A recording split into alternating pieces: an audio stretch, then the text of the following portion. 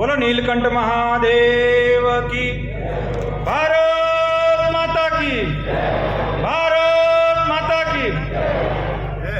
मंच पर विराजमान संत वृंदन, आप सभी के शरणों में मेरा प्रणाम, मेरा वंदन। सम्मानित मंच और सामने विराजमान इस भारत की युवा शक्ति के हृदय मंदिर में विराजमान मां भारती के स्वरूप को मेरा प्रणाम, मेरा वंदन। ये सनातन की संस्कृति और ये सनातन का देश, इस देश के अंदर जब जब जरूरत पड़ी, इस भारत देश के अंदर, इस हिंदुस्तान के अंदर, तब कोई न कोई महान शक्ति अवतरित हुई और इस सनातन को जगाने का काम किया है और इस सनातन को पुनः उत्थान के लिए उन्होंने काम किया है। त्रेता युग के अंदर भगवान श्री राम का अवतार हुआ और प्रभु श्री राम ने एक समरसता का संदेश दिया।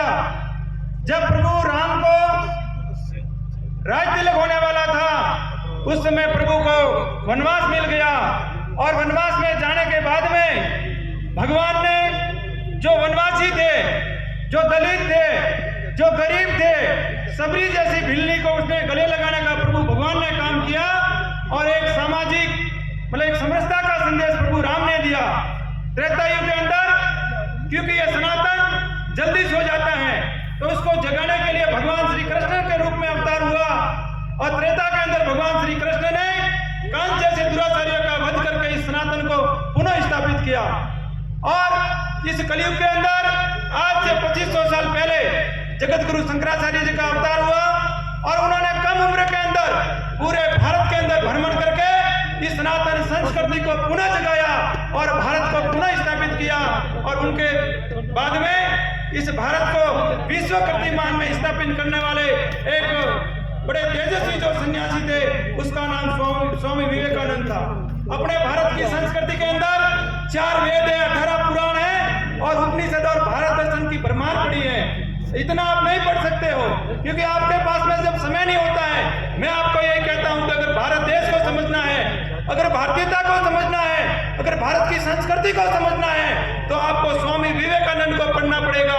अगर आपने स्वामी विवेकानंद को पढ़ लिया और स्वामी विवेकानंद के संस्कारों को और उसकी जीवनी को आपके जीवन में उतार दिया, तो आपने पूरे भारत को और पूरी सनातन की संस्कृति को समझ लिया। इसलिए ये अपने प्रेरणा के जो स्रोत हैं, स्वामी विवेकानंद की जयंती, इसके ऊपर आपको ये सनातन की संस्कृति आपको जगाने का काम करती है। जब जब सनातन की संस्कृति के अंदर सुरवीरों की जरूरत पड़ती है, तो यह भारत देश वीरों की जननी है। इसी भूमि के ऊपर महाराणा प्रताप जैसे सुरवीर पैदा होते हैं, इसी धरती के ऊपर छत्रपति शिवाजी जैसे सुरवीर पैदा होते हैं, इसी धरती के ऊपर महारानी लक्ष्मीबाई जैसी वीरांगनाएं पैदा होती है, क्योंकि यह सतिया का देश है। जब यह सतीत्व की जब जरूरत पड़ती है, तो रानी पद्मिनी और रानी कर्णावती जैसी दिव्य आत्माओं की इस धरती पर पदार्पण होता है। यह भारत देश वीरों का देश है, यह ज्ञानियों का देश है, यह संतों और ऋषि मुनियों का देश है। तो इससे आपको प्रेरणा लेनी पड़ेगी और सनातन देश के लिए और इस सनातन की संस्कृति के लिए पहले अपने आप का बलिदान करना पड़ता है और शुरुआत अपने खुद से करनी पड़ती है। अगर मेरे हिस्से का काम मैं करता हूँ और आपके हिस्से का काम आप करते हो, तो इस देश का उद्धार शुरू हो जाता है। एक कोई लंबी रोड बनने से या कोई एक पुल बनने से इस देश का निर्माण नहीं हो सकता। अगर जब आप अपने हिस्से का काम शुरू नहीं करते और मैं मेरे हिस्से का काम शुरू नहीं करता, तब तक इस देश का उद्धार संभव नहीं है। इसलिए मैं सभी युवाओं से यही कहना चाहता हूं कि आप अपने हिस्से का काम शुरू कीजिए, मैं मेरे हिस्से का काम शुरू करता हूं। इस देश को पुनः विश्व गुरु बनाने में अपन सबकी भागीदारी होगी। यह प्रत्येक संत का कार्य है, यह प्रत्येक युवा का कार्य है, यह प्रत्येक विज्ञान वालों का कार्य है, यह प्रत्येक जो सनातन के लिए जो सेवा करते हैं उन हर एक स्वयंसेवक की ड्यूटी है। तो मैं आपसे यह कहना चाहता हूं कि 36 कौम को आप जगाने का काम कीजिए। जब 36 कौम जगेगी और एक समरसता का संदेश देंगे, तो स्वामी विवेकानंद को आपने पूरा समझ लिया।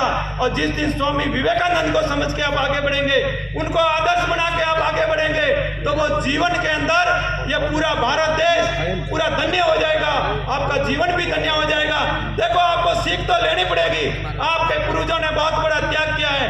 आपका पूर्वज गायों के लिए लड़ा है, आपका पूर्वज महिला और बहन बेटियों के लिए लड़ा है। और जब जब जरूरत पड़ी तो आप अपनी बहुत बड़ी रियासतों को इस भारत में सम्मिलित करके एक अखंड भारत की रचना की। ऐसा ये भारत देश त्यागी और समर्पण और तर्पण की भूमि है।